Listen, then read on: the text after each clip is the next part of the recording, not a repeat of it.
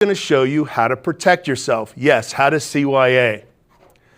And in the end, how do you execute? How do you conduct yourself that will win you referrals and work, right? Look, at the end of the day, dealing with homeowners, it's a far different arena than dealing with builders. They have different concerns.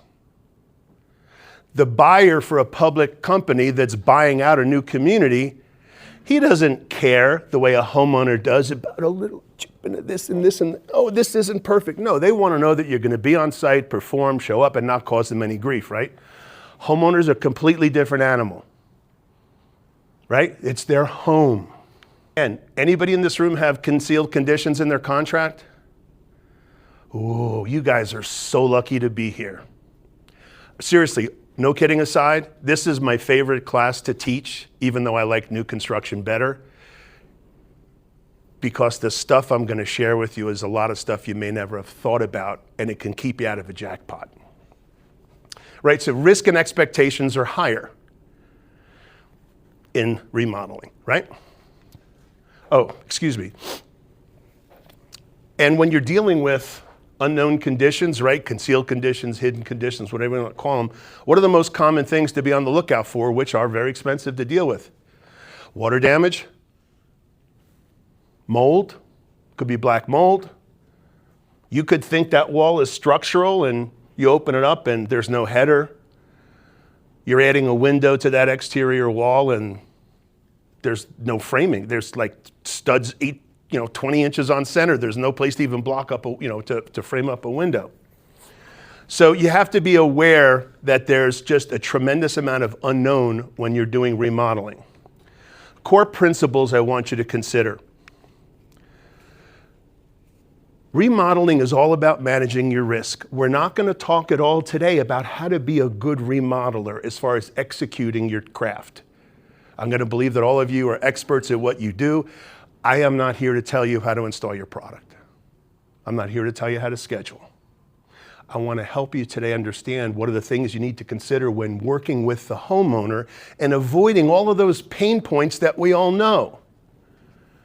Well, I'm not paying you. It's not, you didn't complete enough, right? I mean, the kind of stuff we deal with all the time. I'm going to show you how to take the emotion out of the system, where you don't have to be the bad guy when you ask for a payment. You've got to control expectations early. This is critical. In the absence of you explaining to your home buyer, to the homeowner, what exactly is they should expect in the process, the timeline, right?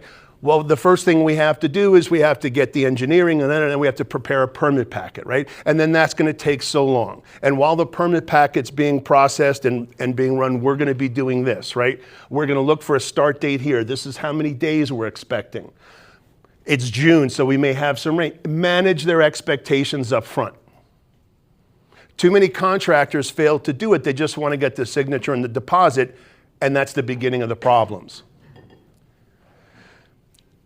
Too many subcontractors think that when they're dealing with homeowners, they just want to be like the friendly guy, nice and easy.